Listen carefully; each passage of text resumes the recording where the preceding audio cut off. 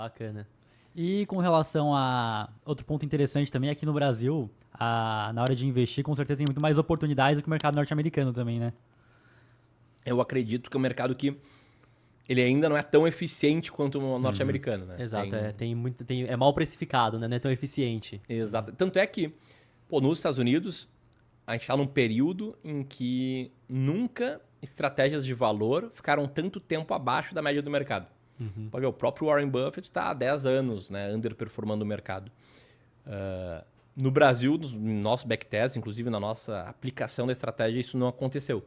A estratégia dos mais baratos continua vencendo o Ibovespa. É claro que não é todo dia, não é todo mês, não é todo ano. Sim. Mas desde que a gente começou a investir, vence por uma larga margem. Né? Sim, acho que tem essa questão, por exemplo. Na minha carteira de investimento lá fora, eu prefiro investir via ETF mesmo, não me preocupar. Só que aqui no Brasil, você selecionar as ações acaba sendo muito mais vantajoso por ser um mercado muito menos eficiente que lá fora. Exatamente. É um mercado muito menos eficiente, concordo plenamente. E os índices também acabam sendo um pouco mais concentrados, né? Mas é principalmente pela eficiência de mercado. Que eu acho que é mais... Sim, mas tem a questão também, né, do Ibovespa ter mudado de... Eu não lembro exatamente quando que foi, mas mudou o peso das empresas e o rebalanceamento também, né? E isso aí é uma coisa que poucos contam, né? Mas para mim é um dos maiores mitos que tem na internet atualmente, que é a tal da velha discussão Ibovespa contra o CDI. Que de fato, pega ali pós-plano real, na maioria das janelas o Ibovespa perde para o CDI, inclusive na janela mais longa, que é o que mais interessa, né?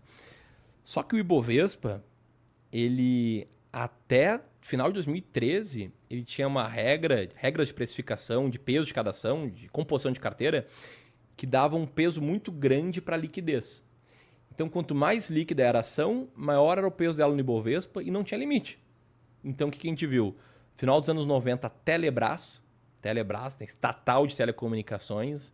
Para quem eu não vivi tanto isso, mas para quem viveu, conta, né, de como era ruim o serviço de telecomunicação no Brasil. Tinha que comprar ações para ter um telefone fixo em casa, uma coisa assim de outro mundo. Mas assim, as ações da Telebrás tinham 45% do peso no índice. Por conta da liquidez, né? Das pessoas precisarem comprar para ter a linha, então era muito liquidação e tinha um peso gigante lá. Tinha um peso gigante. E aí depois, em 2013, não sei também, isso eu me lembro bem, capa da revista ali, pós-crise de 2008, várias vezes era o Eike Batista, o empresário brasileiro, um dos homens mais ricos do mundo é brasileiro e tal. Ele lá com os planos dele, do grupo X, OGX, MMX, LLX e tal, conseguiu captar muito dinheiro e gerou muita liquidez para as ações. Muitos investidores que viam ele ali na capa de uma Veja, de uma Exame, na época, né, em que a mídia tradicional tinha muito mais peso do que a digital, compraram ali o sonho, né, que ele vendia, o plano que ele vendia, e as ações do grupo X eram os maiores pesos do Ibovespa. Junto com Petrobras, junto com Vale, mas era assim, OGX... somado com MMX, somado com LLX, somado com EBX, cara, chegava a 20 e poucos por cento do Ibovespa. Ou mais até. E foram ações que foram muito mal, empresas que foram muito mal, a maioria delas deu aí uma queda de 90% para mais. E elas estavam lá com peso muito grande, não pelo valor de mercado, mas porque muito investidor estava comprando. Muita liquidez, né? Muita liquidez. E aí essa foi o gota d'água para o Ibovespa mudar a forma de composição de carteira em 2014 e passar a limitar, né, ter limites, mas não ter um peso tão grande e também dar um peso muito maior para o valor de mercado. Então o Ibovespa se adequou ao que é hoje as regras de um S&P 500. Tá? Ficou muito mais parecido com as regras do S&P 500 do que antes. E o Ibovespa, depois procurem qualquer comparador, né, de ativos, ficou com uma carteira, com uma regra de composição de carteira muito parecida com o IBRX, que é o índice desconhecido, poucas pessoas conhecem o IBRX. Se tu botar em qualquer comparador de fundos ou de ativos, o Ibovespa contra o IBRX desde janeiro de 2014, vai ver dois gráficos assim idênticos. Um sobe em linha com o outro, o retorno total é praticamente igual.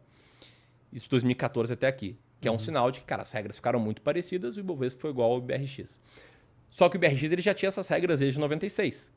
E aí dá pra ver esse backtest comparando com o CDI, né? Como é que seria o Ibovespa com as regras atuais desde 96 e ele vence bem o CDI, o que faz muito sentido, né? Porque tem risco, porque tu tem que aceitar um prêmio por risco, é o que acontece em praticamente todos os países do mundo. Então, pelo fato do Ibovespa ter regras muito ruins, que refletiam mais a liquidez do que o valor de mercado, criou esse mito, essa discussão que nem é muito produtiva, né? Então, são dois produtos bem diferentes, mas de que nada bate o CDI no Brasil, né? Que eu acho que é um baita mito. Aham, sim. Então, para ver que o próprio Ibovespa, se for pegar essa questão, bateria o CDI no longo prazo. Então, imagina por ser um mercado mais ineficiente de você selecionar os ativos. Seria bem melhor ainda, né? Então, tem esse ponto. Exatamente.